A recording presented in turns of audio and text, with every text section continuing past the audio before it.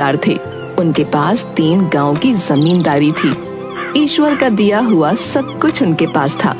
पुत्र गौरीलाल और पुत्री कुसुम दोनों बच्चे पढ़ने में बहुत होशियार थे। 10-12 कमरे का आलीशान मकान, सभी सुख सुविधा पंडित जी के पास थी। गौरीलाल ने 12वीं पास की थी और नगर पालिका में बड़े बाबू की नौकरी भी उसे मिल गई। अब तुम्हें भगवान की कृपा से सरकारी नौकरी मिल गई है, इसलिए मुझे लगता है कि तुम्हें आगे पढ़ने की कोई जरूरत नहीं। बस मन लगाकर अपनी नौकरी करो। पिताजी, अगर आपकी आज्ञा हो तो मैं आगे की पढ़ाई करना चाहता हूँ। नहीं, अब तुम्हें अपनी नौकरी पर ध्यान देना चाहिए। किस्मत वालों को ही इतनी जल्दी और इतनी अच्छी नौकरी मिल जाती है। भगवान ने तुम्हें जो दिया है उसकी कद्र करो और उसे संभालो। पिता की बात मानकर गौरी ने नौकरी शुरू कर दी और बहुत ही जल्द उसके लिए रिश्ते आने भी शुरू हो गए। पंडित धनराज ने विवाह के लिए कन्या पसंद करने की जिम्मेदारी अपनी पत्नी को सौंप दी। पंडित जी की पत्नी ने सैकड़ों रिश्तों को नापसंद किया।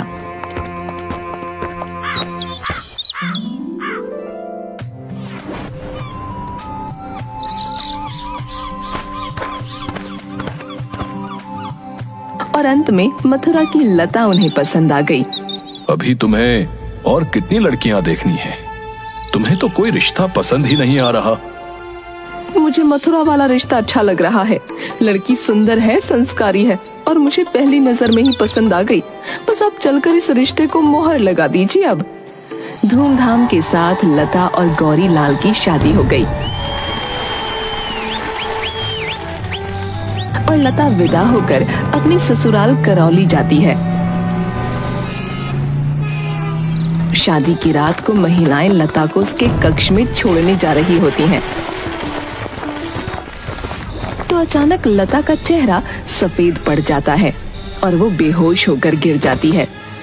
क्या हो गया बहू को अचानक? ये बेहोश कैसे हो गई? पता नहीं, अभी तो ठीक थी, अचानक से जोर जोर से कांपने लगी और इसका चेहरा तो देखो, बिल्कुल सफेद पड़ गया। लता को अस्पताल में भर्ती किया जाता है।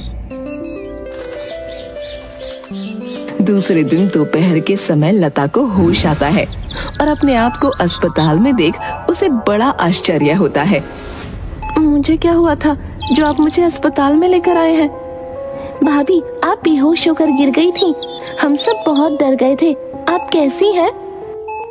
अब तुम्हारा जी कैसा है बहू? अब तो ठीक लग रहा है, बस थोड़ी कमजोरी महसूस हो रही है। भगवान का लाख लाख धन्यवाद, तुम ठीक हो गईं। हम तो घबरा ही गए थे। गौरी, अब मैं घर जाती हूँ, तुम बहू के पास रहो। तुम्हारे पिताजी को एक खबर देनी होगी कि बहू का स्वास्थ्य अब ठीक है। वो बहुत चिंतित थे और मैं घर जाकर कुछ खाने के लिए बनाकर भेज देती हूँ। तुम लता को खिला देना और खुद भी खा लेना। कुसुम अपनी माँ के साथ घर चली जाती है। अब कैसी तबीयत है? अब तो बिल्कुल ठीक हूँ। समझ में नहीं आता कि मुझे क्या हुआ था। पहले तो कभी ऐसा नहीं हुआ। कुछ खाने का मन कर रहा हो तो मैं लेकर आता हूँ।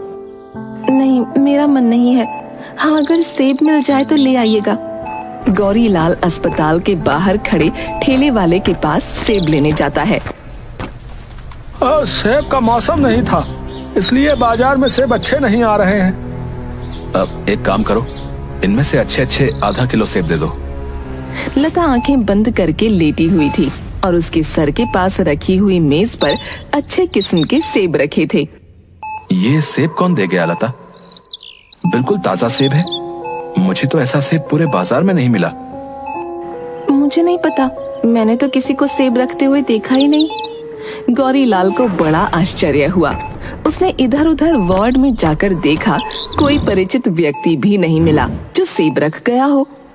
खैर जो भी हो, उसने सेब काट कर लता को खाने को दिया और खुद भी खाया। सेब बड़े स्वादिष्ट थे।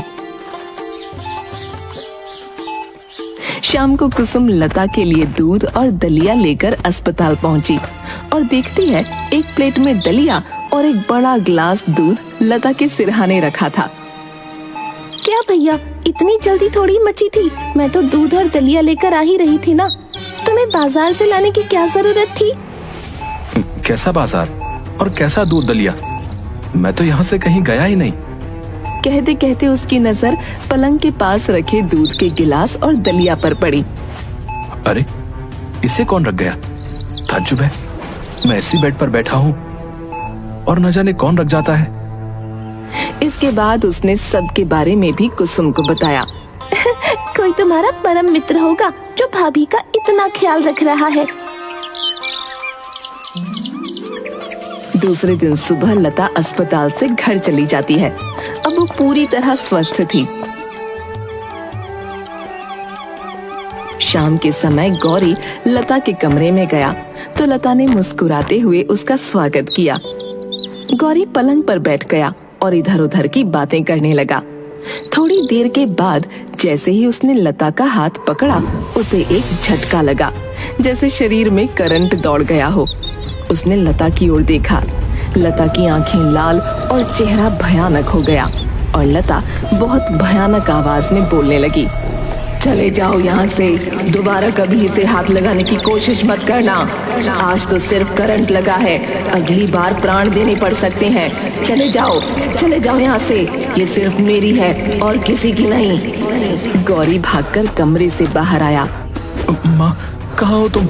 जल्दी आओ इधर। क्या हो गया? कितने घबराए हुए हो? बहू तो ठीक है ना? पता नहीं, मुझे कुछ समझ नहीं आ रहा।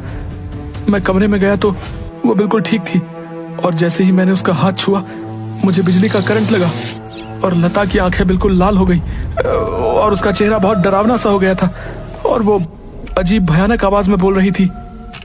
तू क्या बकवास कर रहा है? चल मेरे साथ। दोनों कमरे में जाते हैं। कुसुम भी उनके पीछे दौड़ी। अरे ये क्या हुआ भाभी को? ये तो बेहोश पड़ी है। लता की सास लता के मुंह पर पानी डालती हैं, जिससे लता को होश आ जाता है। आप सब यहाँ? क्या हो गया था? मुझे कुछ हो गया था क्या? भाभी आप फिर से बेहोश हो गई थी। बेहोश? मुझे तो कुछ भी याद नहीं आ रहा। मुझे क्या हुआ था? तुम परेशान मत हो बेटा, आराम करो। तुम्हारी तबीयत शायद अभी पूरी तरह से ठीक नहीं है। वो सीधा पंडित जी के पास जाती है और पंडित जी को सारी बात बताती हैं। समझ तो मुझे भी कुछ नहीं आ रहा और मुझे बहू की फिक्र भी बहुत हो रही है। बेचारी अभी तो अपने माँ बाप को छोड़कर आई है और उसकी तबीयत खराब हो गई। मैंने उसकी बीमारी की खबर तार के जरिए उसके मायके भेजी है। उम्मीद है कि कल या परसों में उसके माँ बाप यहाँ आ जाएंगे। आपने बहुत अच्छा किया। हो सकता है माँ बाप से मिलकर उसकी तबीयत थोड़ा संभल जाए। तार मिलते ही लता के माँ बाप आते हैं और बातें शुरू होती हैं। लता को अब तक तो ऐसी कोई बीमारी नहीं हुई। यहाँ आते ही पता नहीं क्या हुआ। हमने डॉक्टर वर्मा को दिखाया था, पर बीमारी उनकी पकड़ में नहीं आ रही। डॉक्टर वर्मा इंग्लैंड से डॉक्टरी पढ़कर लौटे हैं और यहाँ के बहुत बड़े डॉक्टर हैं। घटना के लगभग 12 घंटे बाद लता फिर से स्वस्थ हो गई। भाभी आज तो गुलाब जामुन खाने का मन कर रहा है, आप भी खाओगी ना? भैया से कहकर बाजार से मंगवा लेते हैं। लता मुस्कुराती है और कुछ कहना चाहती है कि तभी दोनों ने देखा कि कमरे में एक थाल घूम रहा है और बीच में रखी टेबल पर आ गया। उसमें 6-7 बड़े बड़े गुलाब जामुन रखे थे। दोनों डरकर जोर से चीखती हुई बाहर भाग गईं। क्या हुआ? तुम दोनों ऐसे चीख क्यों रहे हो? कुसुम ने गुलाब जामुन के थाल की ओर इशारा किया, लेकिन उसके मुंह से कुछ आवाज नहीं निकल पा रही थी। कौन लाया इन गुलाब जामुनों को? तभी वहाँ घर के बाकी लोग भी उन दोनों की चीख सुनकर आ गए। कुसुम गुलाब जामुन वाली सारी बात सभी को बताती है। सब दूसरे कमरे में बैठे सलाह कर रहे होते हैं। बहन जी, मुझे तो कोई भूत की करतूत मालूम होती है। आज तक तो हमने इस घर में भूत नहीं देखा बहन जी। भूत कुछ नहीं होता है, मैं नहीं मानता। हाँ, अगर भूत मेरे लिए रबड़ी का दोना मंगा दे तो मैं भी मान जाऊंगा। सब हंसने लगते हैं। तभी कमरे का दरवाजा अपने आप खुलता है और रबड़ी के 5-6 दोने हवा में उड़ते हुए कमरे के अंदर आ जाते हैं और कमरे का चक्कर लगाकर वहाँ रखी मेज पर स्थिर हो जाते हैं। सबके चेहरे का रंग उड़ गया सभी लोग कमरे के बाहर निकल आए। सबको समझ आ गया कि ये बुरी आत्मा है और सब ये भी समझ चुके थे कि लता तभी बीमार होती है जब गौरी उसके कमरे में जाता है। गौरी ने लता के कमरे में जाना छोड़ दिया। पंडित अपने मित्र से सारी बातें बताते हैं। धनराज, तुम परेशान मत हो। मैं कानपुर के एक प्रसिद्ध ओझा को बुला लेता हूँ और वो आते ही तुम्हारे पूरे घर का निरीक्षण करेंगे। दूसरे दिन ओझा पंडित जी के घर पर आता है और पूरे घर का निरीक्षण करता है।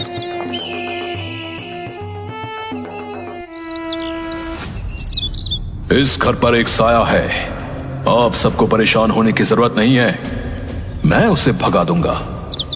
बस अब आपका ही सहारा बचा है हमें तो, लेकिन खर्च थोड़ा ज्यादा होगा। आप हमें इस संकट से बाहर निकालिए, हम मुंह मांगी दक्षिणा देने का वादा करते हैं। ओझा के रहने के लिए कमरा ठीक कर दिया जाता है। आधी रात के समय गौरी अपने कमरे में सो रहा था। उसे सर्दी लगने लगी। उसने पंखा बंद किया और फिर सोने चला गया। अभी आंख भी नहीं लगी थी कि पंखा फिर से चलने लगा। शायद कुसुम चलाकर गई होगी। वो फिर से पंखा बंद करने जा रहा था कि लाइट चली गई। वो बिस्तर पर लेट गया। 20 मिनट हो गए पर पंखा अभी भी तेज गति से चल रहा था। अचानक गौरी का बिस्तर जमीन से 5 फुट ऊंचाई में उड़ा और कमरे में गोल गोल घूमने लगा। गौरी के मुंह से जोरदार चीख निकली। वो बिस्तर से कूदकर तेजी से पिता के कमरे की ओर भागा। चीख सुनकर घर के सभी लोग जाग गए और बाहर आ गए। ओझा कुछ मंत्र पढ़ते हुए मकान के चौक में आ गया था। तभी बादल कड़कने की आवाज सुनाई दी और पानी के स्थान पर खून की बारिश होने लगी। तुम सब जल्दी ही अंदर जाओ और दरवाजा बंद कर लो। ओम क्रीम ग्राम क्रीम भट्ट स्वाहा। ओम क्रीम ग्राम क्रीम भट्ट स्वाहा। खून की बारिश अभी भी हो रही थी। सभी भयभीत निगाहों से एक दूसरे की तरफ देख रहे थे। मकान के बरामदे में चारों तरफ खून ही खून दिखाई दे रहा था। लता कहाँ गई? दिखाई नहीं दे रही। शायद अपने कमरे में होगी। गौरी जरा जाकर देखना वो कहाँ है।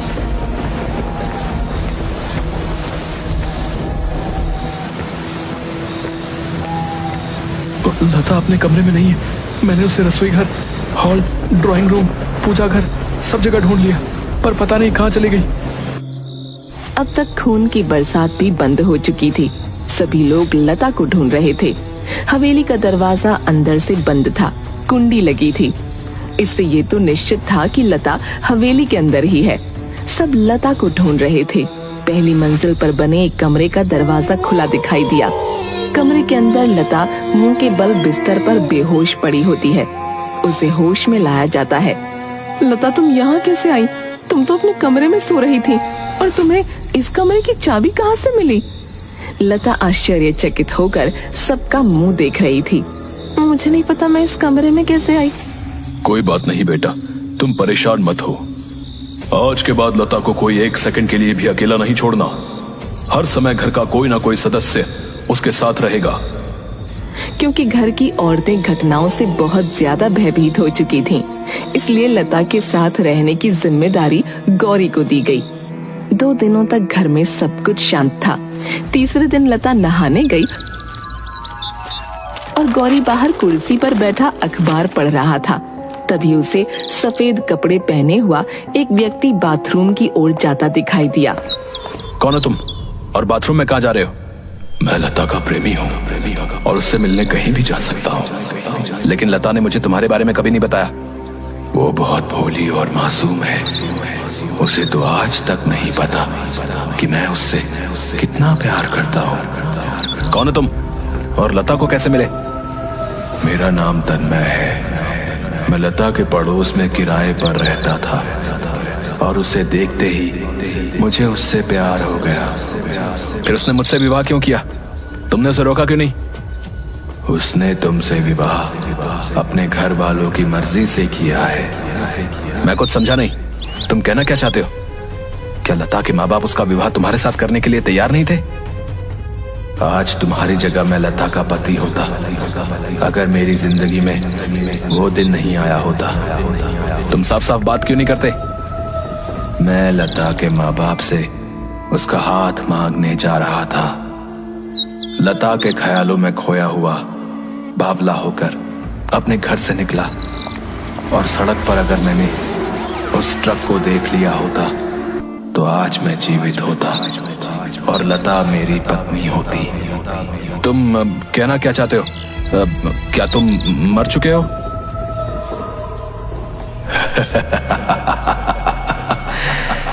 मैं मरकर भी जिंदा हूं, क्योंकि लता का प्रेम और उसका मासूम चेहरा मुझे मार कर भी मुक्ति नहीं लेने दे रहा, और मैं उसे पाकर रहूंगा किसी भी कीमत पर।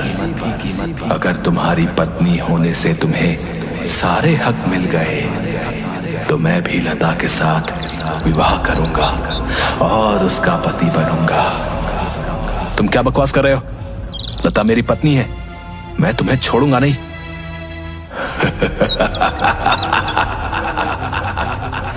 तुम मेरा कुछ नहीं बिगाड़ सकते। याद है ना मैंने तुम्हें कैसे धरती से उठाकर आसमान में घुमाया था? याद है या भूल गए? गौरी डर गया।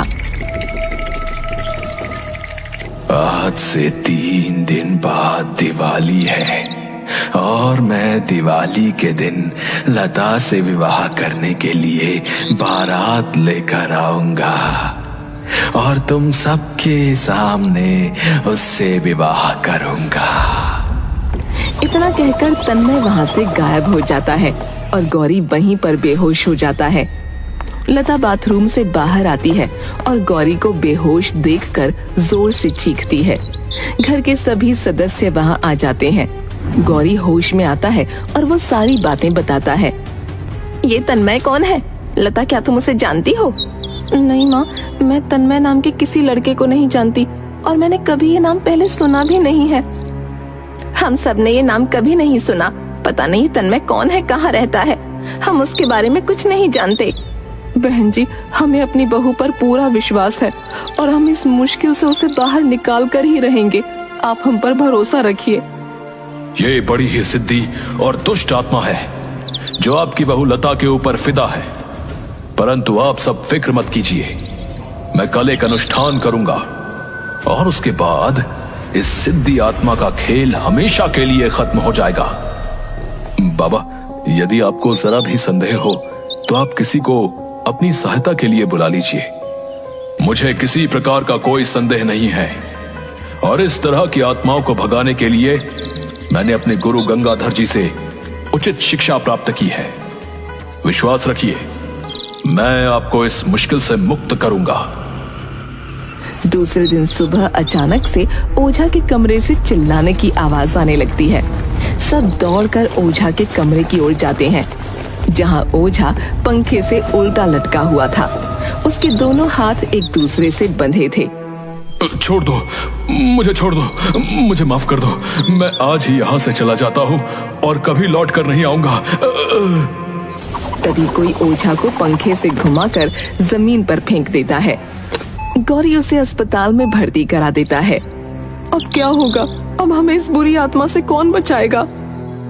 फिक्र मत करो, मैंने गंगाधर जी को लेने के लिए कल ही आदमी भेज दिया है। भगवान ने चाहा तो वो जल्द ही यहाँ आ जाएंगे। लेकिन उनका पता कैसे मालूम चला? मैंने कल ओझा से गुरुजी का पता पूछकर आदमी को उन्हें लेने भेज दिया था। दिवाली का दिन आ गया। सब बहुत ज्यादा परेशान होते हैं। पूरा दिन घर में शांति का माहौल था। शाम के वक्त आसपास के घरों में दिया बत्ती जलने लगी। तभी पंडित जी की हवेली के बाहर बाजे की आवाज सुनाई देती है। सब बरामदे की तरफ बढ़ते हैं। तभी हवेली का दरवाजा अपने आप खुलता है और बाजे की आवाज हवेली के अंदर जोरों से आने लगती है। पलक झपकते ही वहाँ बहुत सारे कंकाल सरकटे शरीर नाचने लगते हैं और तन्मय गौरी को दिखता है, जो दूल्हे के भेष में होता है।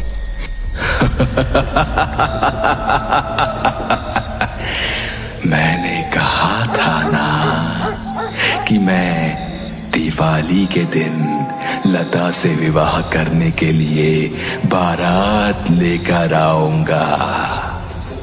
देखो, मैं आ गया। इस अजीब सी बारात को देखकर घर की सारी औरतें बेहोश हो जाती हैं।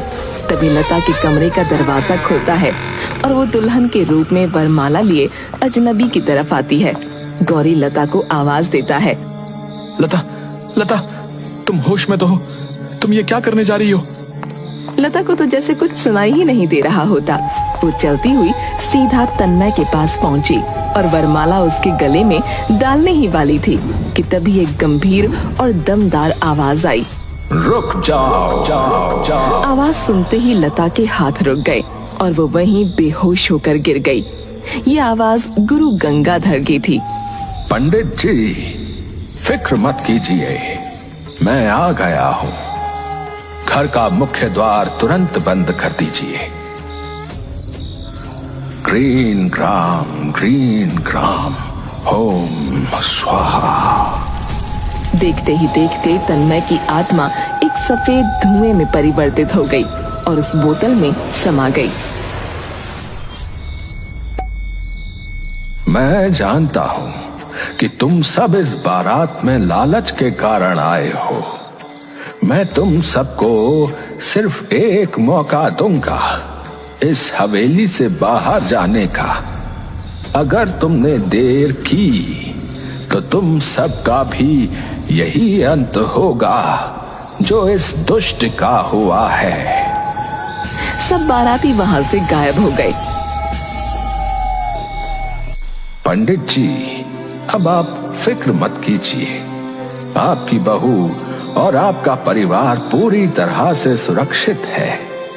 मैं इस आत्मा को भोलेनाथ की सेवा में लेकर जाऊंगा और वहीं इसका न्याय होगा। आपका बहुत बहुत शुक्रिया गुरुजी, जो आपने समय पर आकर हमारे घर को बर्बाद होने से बचा लिया। परंतु ये दुष्ट आत्मा हमारी बहू के पीछे क्यों पड़ी थी? ये एक मनचली आत्मा है जो आपकी बहू के रूप और सुंदरता को देखकर उस पर मोहित हो गई थी और इसी कारण वो पीछे पड़ गई। परंतु अब डरने की कोई जरूरत नहीं है। पंडित गंगाधर को बहुत सारी दान दक्षिणा देकर विदा किया जाता है। उसके बाद लता और गौरी अपना जीवन अच्छे से व्यतीत करते हैं। उनके 2 बच्चे भी हैं और घर में सब कुशल होता है। पंडित धनराज करौली के जाने माने जमींदार थे। उनके पास 3 गांव की जमींदारी थी। ईश्वर का दिया हुआ सब कुछ उनके पास था। पुत्र गौरीलाल और पुत्री कुसुम दोनों बच्चे पढ़ने में बहुत होशियार थे। 10-12 कमरे का आलीशान मकान, सभी सुख सुविधा पंडित जी के पास थी। गौरीलाल ने 12वीं पास की थी और नगर पालिका में बड़े बाबू की नौकरी भी उसे मिल गई। अब तुम्हें भगवान की कृपा से सरकारी नौकरी मिल गई है, इसलिए मुझे लगता है कि तुम्हें आगे पढ़ने की कोई जरूरत नहीं। बस मन लगाकर अपनी नौकरी करो। पिताजी, अगर आपकी आज्ञा हो तो मैं आगे की पढ़ाई करना चाहता हूँ। नहीं, अब तुम्हें अपनी नौकरी पर ध्यान देना चाहिए। किस्मत वालों को ही इतनी जल्दी और इतनी अच्छी नौकरी मिल जाती है। भगवान ने तुम्हें जो दिया है उसकी कद्र करो और उसे संभालो। पिता की बात मानकर गौरी ने नौकरी शुरू कर दी और बहुत ही जल्द उसके लिए रिश्ते आने भी शुरू हो गए। पंडित धनराज ने विवाह के लिए कन्या पसंद करने की जिम्मेदारी अपनी पत्नी को सौंप दी। पंडित जी की पत्नी ने सैकड़ों रिश्तों को नापसंद किया।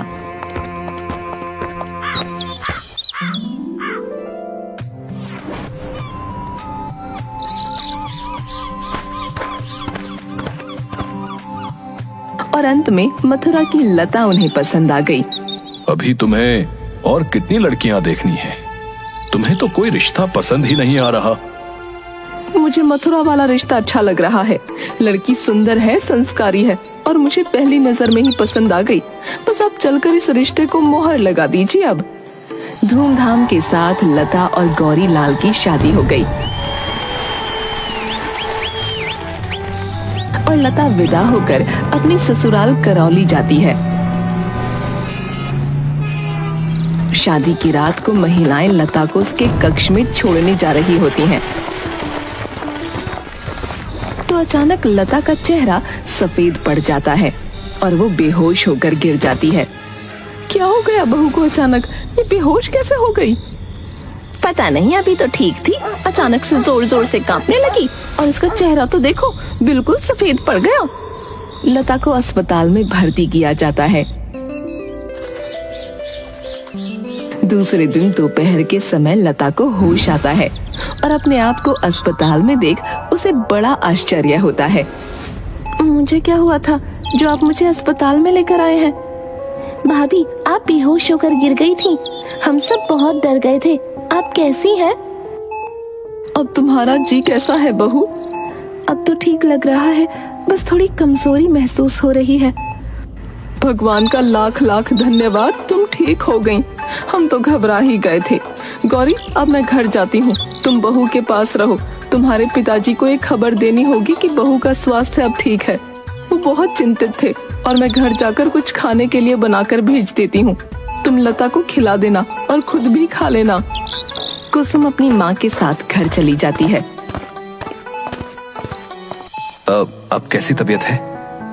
अब तो बिल्कुल ठीक हूँ। समझ में नहीं आता कि मुझे क्या हुआ था, पहले तो कभी ऐसा नहीं हुआ। कुछ खाने का मन कर रहा हो तो मैं लेकर आता हूँ। नहीं, मेरा मन नहीं है। हाँ, अगर सेब मिल जाए तो ले आइएगा। गौरी लाल अस्पताल के बाहर खड़े ठेले वाले के पास सेब लेने जाता है। सेब का मौसम नहीं था, इसलिए बाजार में सेब अच्छे नहीं आ रहे हैं। अब एक काम करो, इनमें से अच्छे अच्छे आधा किलो सेब दे दो। लता आंखें बंद करके लेटी हुई थी और उसके सर के पास रखी हुई मेज पर अच्छे किस्म के सेब रखे थे। ये सेब कौन दे गया लता? बिल्कुल ताजा सेब है। मुझे तो ऐसा सेब पूरे बाजार में नहीं मिला। मुझे नहीं पता, मैंने तो किसी को सेब रखते हुए देखा ही नहीं। गौरी लाल को बड़ा आश्चर्य हुआ। उसने इधर उधर वार्ड में जाकर देखा, कोई परिचित व्यक्ति भी नहीं मिला जो सेब रख गया हो। खैर जो भी हो, उसने सेब काट कर लता को खाने को दिया और खुद भी खाया।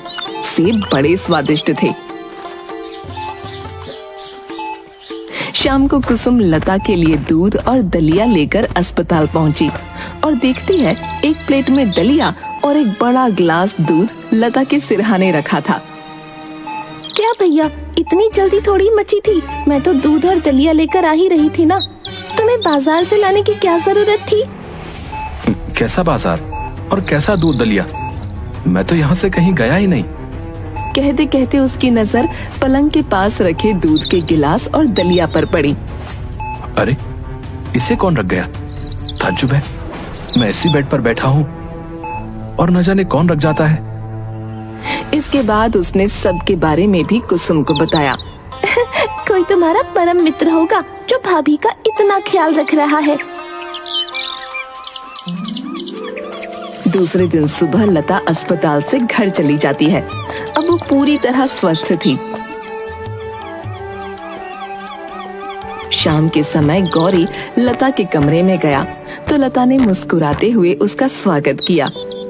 गौरी पलंग पर बैठ गया और इधर उधर की बातें करने लगा।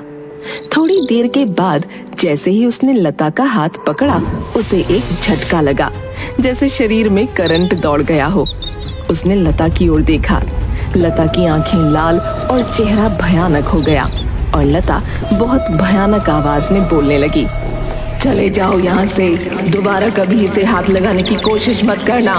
आज तो सिर्फ करंट लगा है, अगली बार प्राण देने पड़ सकते हैं। चले जाओ यहाँ से, ये सिर्फ मेरी है और किसी की नहीं। गौरी भागकर कमरे से बाहर आया। माँ, कहाँ हो तुम? जल्दी आओ इधर। क्या हो गया? कितने घबराए हुए हो? बहू तो ठीक है ना? पता नहीं, मुझे कुछ समझ नहीं आ रहा। मैं कमरे में गया तो वो बिल्कुल ठीक थी और जैसे ही मैंने उसका हाथ छुआ, मुझे बिजली का करंट लगा और लता की आंखें बिल्कुल लाल हो गई और उसका चेहरा बहुत डरावना सा हो गया था और वो अजीब भयानक आवाज में बोल रही थी। तू क्या बकवास कर रहा है? चल मेरे साथ। दोनों कमरे में जाते हैं। कुसुम भी उनके पीछे दौड़ी। अरे ये क्या हुआ भाभी को? ये तो बेहोश पड़ी है। लता की सास लता के मुंह पर पानी डालती हैं, जिससे लता को होश आ जाता है। आप सब यहाँ? क्या हो गया था? मुझे कुछ हो गया था क्या? भाभी आप फिर से बेहोश हो गई थी। बेहोश? मुझे तो कुछ भी याद नहीं आ रहा। मुझे क्या हुआ था? तुम परेशान मत हो बेटा, आराम करो। तुम्हारी तबीयत शायद अभी पूरी तरह से ठीक नहीं है। वो सीधा पंडित जी के पास जाती है और पंडित जी को सारी बात बताती हैं। समझ तो मुझे भी कुछ नहीं आ रहा और मुझे बहू की फिक्र भी बहुत हो रही है। बेचारी अभी तो अपने माँ बाप को छोड़कर आई है और उसकी तबीयत खराब हो गई। मैंने उसकी बीमारी की खबर तार के जरिए उसके मायके भेजी है। उम्मीद है कि कल या परसों में उसके माँ बाप यहाँ आ जाएंगे। आपने बहुत अच्छा किया। हो सकता है माँ बाप से मिलकर उसकी तबीयत थोड़ा संभल जाए। तार मिलते ही लता के माँ बाप आते हैं और बातें शुरू होती हैं। लता को अब तक तो ऐसी कोई बीमारी नहीं हुई। यहाँ आते ही पता नहीं क्या हुआ। हमने डॉक्टर वर्मा को दिखाया था, पर बीमारी उनकी पकड़ में नहीं आ रही। डॉक्टर वर्मा इंग्लैंड से डॉक्टरी पढ़कर लौटे हैं और यहाँ के बहुत बड़े डॉक्टर हैं। घटना के लगभग 12 घंटे बाद लता फिर से स्वस्थ हो गई। भाभी आज तो गुलाब जामुन खाने का मन कर रहा है, आप भी खाओगी ना? भैया से कहकर बाजार से मंगवा लेती हैं। लता मुस्कुराती है और कुछ कहना चाहती है कि तभी दोनों ने देखा कि कमरे में एक थाल घूम रहा है और बीच में रखी टेबल पर आ गया। उसमें 6-7 बड़े बड़े गुलाब जामुन रखे थे। दोनों डरकर जोर से चीखती हुई बाहर भाग गईं। क्या हुआ? क्या हुआ? तुम दोनों ऐसे चीख क्यों रहे हो? कुसुम ने गुलाब जामुन के थाल की ओर इशारा किया, लेकिन उसके मुंह से कुछ आवाज नहीं निकल पा रही थी। कौन लाया इन गुलाब जामुनों को? तभी वहाँ घर के बाकी लोग भी उन दोनों की चीख सुनकर आ गए। कुसुम गुलाब जामुन वाली सारी बात सभी को बताती है। सब दूसरे कमरे में बैठे सलाह कर रहे होते हैं। बहन जी, मुझे तो कोई भूत की करतूत मालूम होती है। आज तक तो हमने इस घर में भूत नहीं देखा बहन जी। भूत कुछ नहीं होता है, मैं नहीं मानता। हाँ, अगर भूत मेरे लिए रबड़ी का दोना मंगा दे तो मैं भी मान जाऊंगा। सब हंसने लगते हैं। तभी कमरे का दरवाजा अपने आप खुलता है और रबड़ी के 5-6 दोने हवा में उड़ते हुए कमरे के अंदर आ जाते हैं और कमरे का चक्कर लगाकर वहाँ रखी मेज पर स्थिर हो जाते हैं। सबके चेहरे का रंग उड़ गया। सभी लोग कमरे के बाहर निकल आए। सबको समझ आ गया कि ये बुरी आत्मा है और सब ये भी समझ चुके थे कि लता तभी बीमार होती है जब गौरी उसके कमरे में जाता है। गौरी ने लता के कमरे में जाना छोड़ दिया। पंडित अपने मित्र से सारी बातें बताते हैं। धनराज, तुम परेशान मत हो। मैं कानपुर के एक प्रसिद्ध ओझा को बुला लेता हूँ और वो आते ही तुम्हारे पूरे घर का निरीक्षण करेंगे। दूसरे दिन ओझा पंडित जी के घर पर आता है और पूरे घर का निरीक्षण करता है।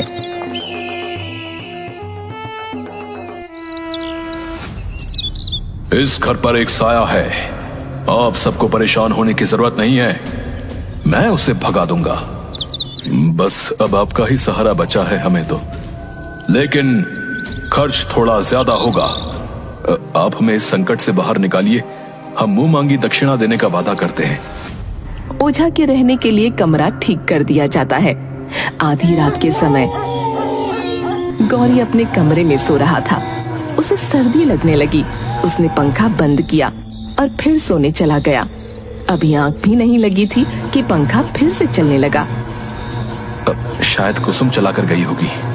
वो फिर से पंखा बंद करने जा रहा था कि लाइट चली गई।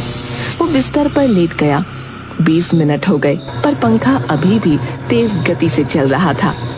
अचानक गौरी का बिस्तर जमीन से 5 फुट ऊंचाई में उड़ा और कमरे में गोल गोल घूमने लगा। गौरी के मुंह से जोरदार चीख निकली। वो बिस्तर से कूदकर तेजी से पिता के कमरे की ओर भागा। चीख सुनकर घर के सभी लोग जाग गए और बाहर आ गए। ओझा कुछ मंत्र पढ़ते हुए मकान के चौक में आ गया था। तभी बादल कड़कने की आवाज सुनाई दी और पानी के स्थान पर खून की बारिश होने लगी। तुम सब जल्दी ही अंदर जाओ और दरवाजा बंद कर लो। ओम क्रीम ग्राम क्रीम भट्ट स्वाहा। ओम क्रीम ग्राम क्रीम भट्ट स्वाहा। खून की बारिश अभी भी हो रही थी। सभी भयभीत निगाहों से एक दूसरे की तरफ देख रहे थे। मकान के बरामदे में चारों तरफ खून ही खून दिखाई दे रहा था। लता कहाँ गई? दिखाई नहीं दे रही। शायद अपने कमरे में होगी। गौरी जरा जाकर देखना वो कहाँ है।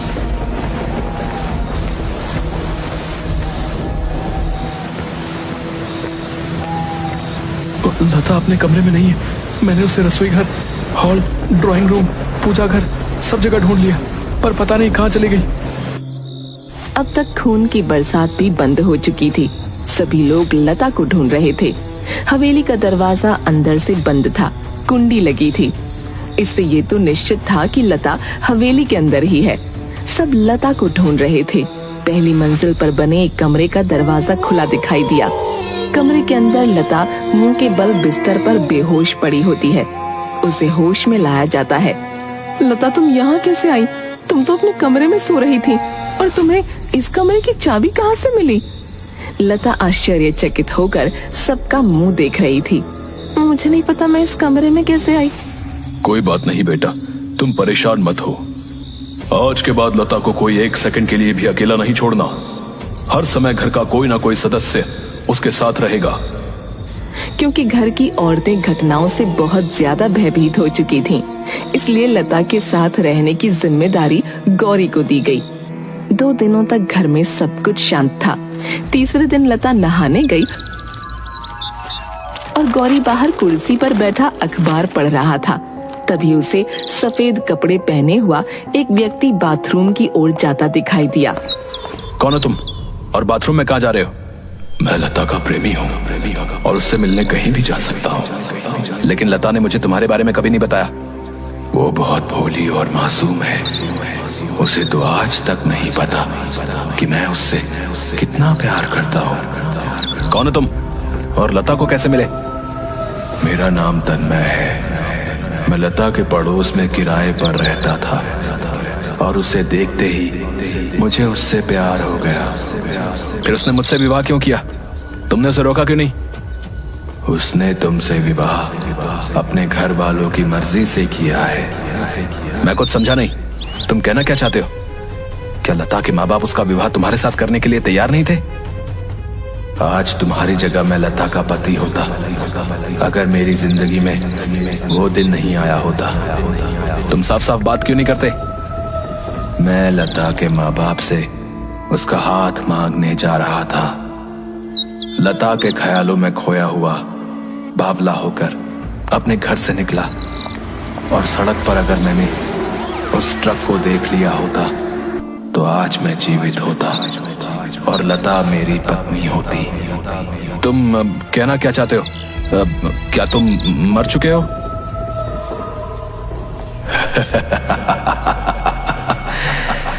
मैं मरकर भी जिंदा हूँ, क्योंकि लता का प्रेम और उसका मासूम चेहरा मुझे मार कर भी मुक्ति नहीं लेने दे रहा। और मैं उसे पाकर रहूंगा किसी भी कीमत पर। अगर तुम्हारी पत्नी होने से तुम्हें सारे हक मिल गए तो मैं भी लता के साथ विवाह करूंगा और उसका पति बनूंगा। तुम क्या बकवास कर रहे हो? लता मेरी पत्नी है, मैं तुम्हें छोड़ूंगा नहीं।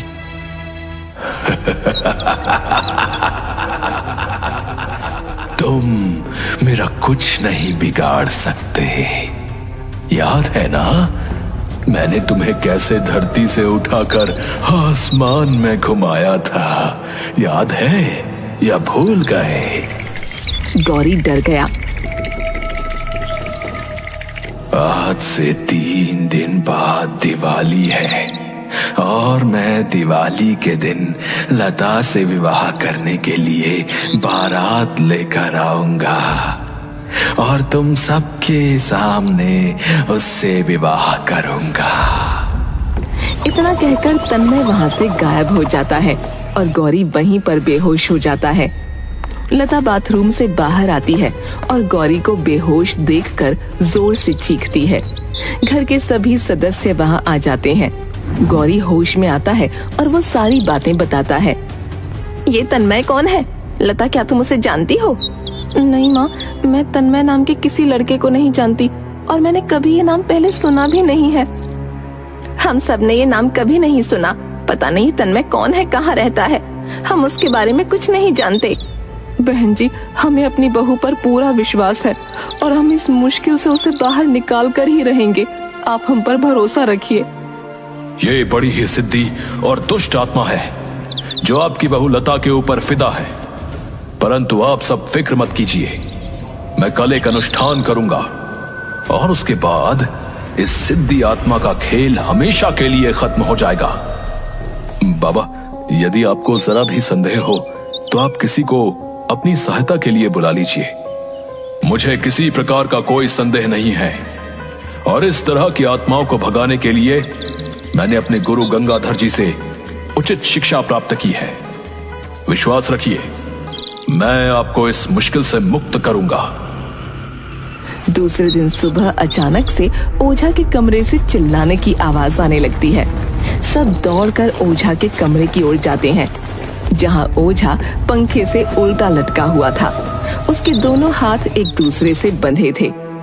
छोड़ दो, मुझे छोड़ दो, मुझे माफ कर दो। मैं आज ही यहाँ से चला जाता हूँ और कभी लौट कर नहीं आऊंगा। तभी कोई ओझा को पंखे से घुमाकर जमीन पर फेंक देता है। गौरी उसे अस्पताल में भर्ती करा देता है। अब क्या होगा? अब हमें इस बुरी आत्मा से कौन बचाएगा? फिक्र मत करो, मैंने गंगाधर जी को लेने के लिए कल ही आदमी भेज दिया है।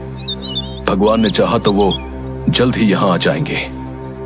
लेकिन उनका पता कैसे मालूम चला? मैंने कल ओझा से गुरुजी का पता पूछकर आदमी को उन्हें लेने भेज दिया था। दिवाली का दिन आ गया।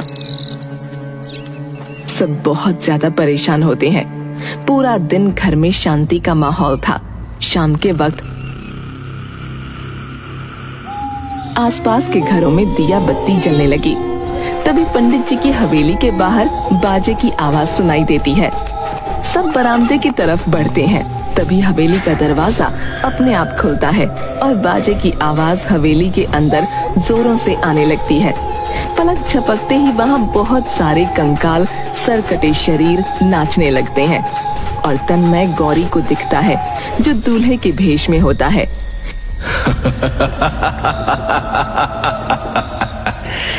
मैंने कहा था ना कि मैं दिवाली के दिन लता से विवाह करने के लिए बारात लेकर आऊंगा। देखो, मैं आ गया। इस अजीब सी बारात को देखकर घर की सारी औरतें बेहोश हो जाती हैं। तभी लता के कमरे का दरवाजा खुलता है और वो दुल्हन के रूप में वरमाला लिए अजनबी की तरफ आती है। गौरी लता को आवाज देता है। लता, लता, तुम होश में तो हो? तुम ये क्या करने जा रही हो? लता को तो जैसे कुछ सुनाई ही नहीं दे रहा होता। वो चलती हुई सीधा तन्मय के पास पहुंची और वरमाला उसके गले में डालने ही वाली थी कि तभी एक गंभीर और दमदार आवाज आई। रुक जाओ, जाओ, जाओ। आवाज सुनते ही लता के हाथ रुक गए और वो वहीं बेहोश होकर गिर गई। ये आवाज गुरु गंगाधर की थी। पंडित जी, फिक्र मत कीजिए, मैं आ गया हूँ। घर का मुख्य द्वार तुरंत बंद कर दीजिए। ग्रीन ग्राम ओम स्वाहा। देखते ही देखते तन्मय की आत्मा एक सफेद धुएं में परिवर्तित हो गई और उस बोतल में समा गई। मैं जानता हूँ कि तुम सब इस बारात में लालच के कारण आए हो। मैं तुम सबको सिर्फ एक मौका दूंगा इस हवेली से बाहर जाने का। अगर तुमने देर की तो तुम सबका भी यही अंत होगा। जो इस दुष्ट का हुआ है। सब बाराती वहां से गायब हो गए। पंडित जी, अब आप फिक्र मत कीजिए। आपकी बहू और आपका परिवार पूरी तरह से सुरक्षित है। मैं इस आत्मा को भोलेनाथ की सेवा में लेकर जाऊंगा और वहीं इसका न्याय होगा। आपका बहुत बहुत शुक्रिया गुरुजी, जो आपने समय पर आकर हमारे घर को बर्बाद होने से बचा लिया। परंतु ये दुष्ट आत्मा हमारी बहू के पीछे क्यों पड़ी थी? ये एक मनचली आत्मा है जो आपकी बहू के रूप और सुंदरता को देखकर उस पर मोहित हो गई थी और इसी कारण वो पीछे पड़ गई। परंतु अब डरने की कोई जरूरत नहीं है। पंडित गंगाधर को बहुत सारी दान दक्षिणा देकर विदा किया जाता है। उसके बाद लता और गौरी अपना जीवन अच्छे से व्यतीत करते हैं। उनके 2 बच्चे भी हैं और घर में सब कुशल होता है। पंडित धनराज करौली के जाने माने जमींदार थे। उनके पास 3 गांव की जमींदारी थी। ईश्वर का दिया हुआ सब